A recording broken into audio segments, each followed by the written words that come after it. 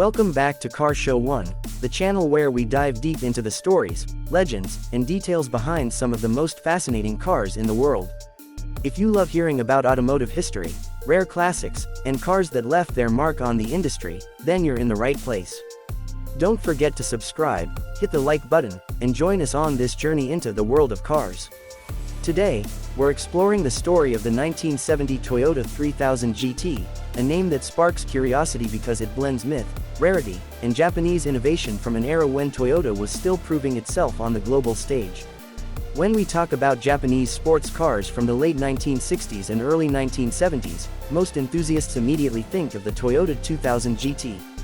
That car was Toyota's crown jewel, a rare, hand-built sports car that competed with European exotics and even made its way into a James Bond movie. But what about the idea of a 3000 GT in 1970? While the Toyota 3000 GT as a production vehicle didn't officially exist at that time, the name has been tossed around by enthusiasts as a symbol of what Toyota might have done if they had pushed the 2000 GT concept even further.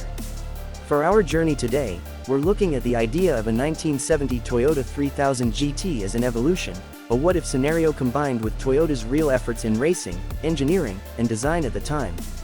By 1970, Toyota was already gaining respect for its engineering reliability, but it hadn't yet cemented its position as a performance powerhouse.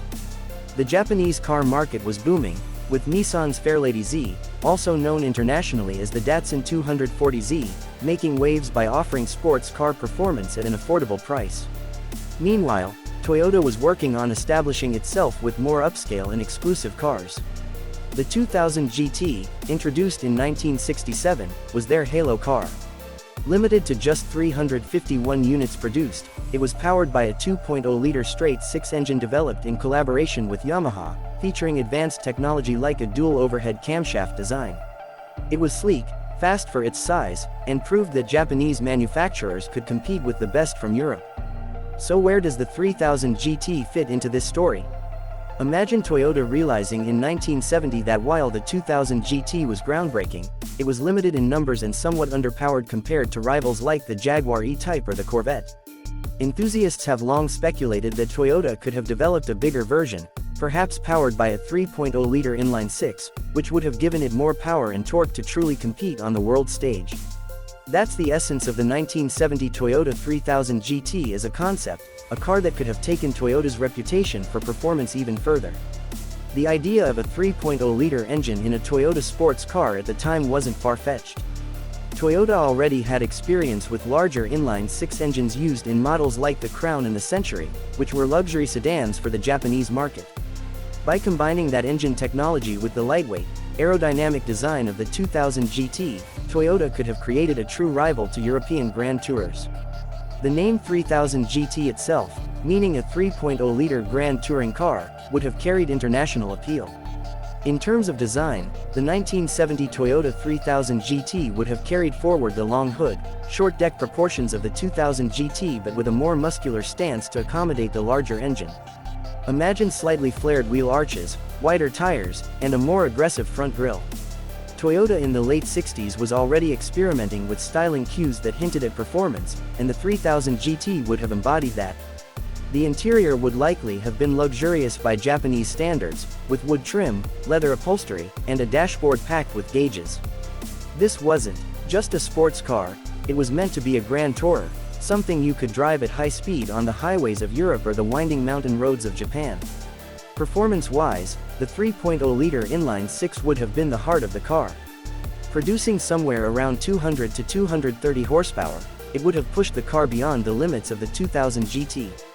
That may not sound like much compared to American muscle cars of the time, but remember, Toyota focused on precision, handling, and balance.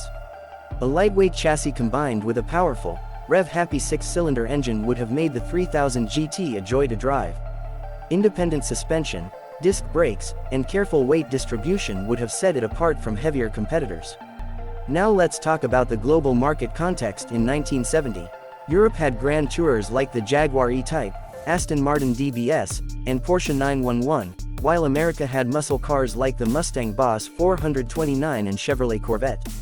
Japanese cars were still considered economy-focused, but the 2000 GT had already shifted perceptions. If Toyota had released a 3000 GT, it could have changed the narrative even faster, placing Japan firmly in the high-performance category. Imagine car magazines in 1970 comparing a Toyota 3000 GT to a Porsche 911 or a Corvette Stingray. It would have been revolutionary.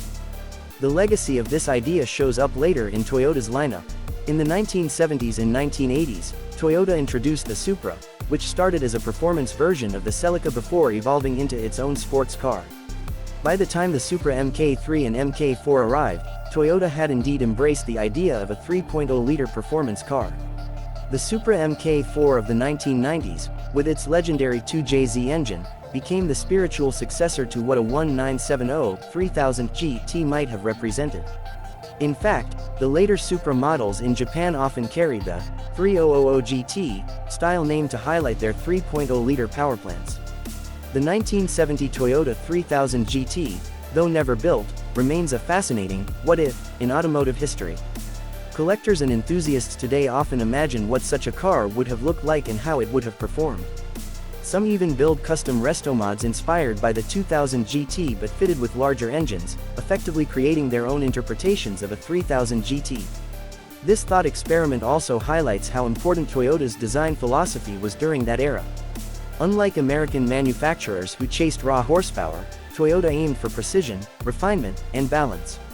The 3000 GT, if it had existed, would have been less about drag racing and more about delivering a world-class driving experience, combining elegance with performance. Another aspect to consider is motorsport. Toyota was already dipping its toes into racing in the late 1960s. The 2000 GT had raced at events like the 24 Hours of Le Mans, proving its durability and speed. A more powerful 3000 GT could have expanded Toyota's motorsport presence, possibly competing against European rivals in endurance races. That would have cemented Toyota's image as not just a reliable automaker, but a serious performance contender. Collectors today view the 2000 GT as one of the most valuable Japanese classics, often fetching over $1 million at auctions. If a 1970 Toyota 3000 GT had been built, it would likely be even rarer and more valuable, combining the exclusivity of the 2000 GT with the added allure of more power and performance. It might have become one of the holy grails of classic cars, a true rival to the Ferrari 275 GTB or the Aston Martin DB5 in terms of collectability. So why didn't Toyota build it? The answer lies in economics and market strategy. In 1970, Toyota was still establishing itself globally and needed to focus on reliable, affordable cars that could sell in large numbers. The 2000 GT was already an expensive halo project that lost money despite its prestige. Building a 3000 GT would have been even more costly, with a small market of potential buyers. Toyota chose instead to invest in cars like the Celica, which offered sporty styling and affordable performance to a much wider audience. In hindsight, this strategy worked, as it built Toyota's global reputation and laid the groundwork for future performance icons like the Supra. But even though the 1970 Toyota 3000 GT never rolled off the assembly line, its spirit lives on. Every time someone mentions Toyota's heritage of performance, the idea of a larger, more powerful successor to the 2000 GT comes up. It's a reminder that car culture isn't just about the cars that were built, but also about the ones that could have been. The story of the 1970 Toyota 3000 GT blends history, imagination, and passion. It shows us how Toyota could have leapt ahead in the performance world even earlier, and how one unbuilt car still captures the imagination of enthusiasts decades later. Whether you see it as a myth, a missed opportunity, or a piece of alternate history, the 3000 GT remains an important part of the conversation about Toyota's legacy. That wraps up today's deep dive into the 1970 Toyota 3000 GT. Here on Car Show 1, we love exploring not just the cars that were made, but also the ones that live in the dreams of enthusiasts. If you enjoyed this journey into automotive history and imagination, don't forget to hit that like button, subscribe to the channel, and share your thoughts in the comments. Would you have loved to see Toyota release a 3000 GT in 1970? How do you think it would have stacked up against the competition of its time? Thanks for watching Car Show 1, and stay tuned for more stories from the world of cars.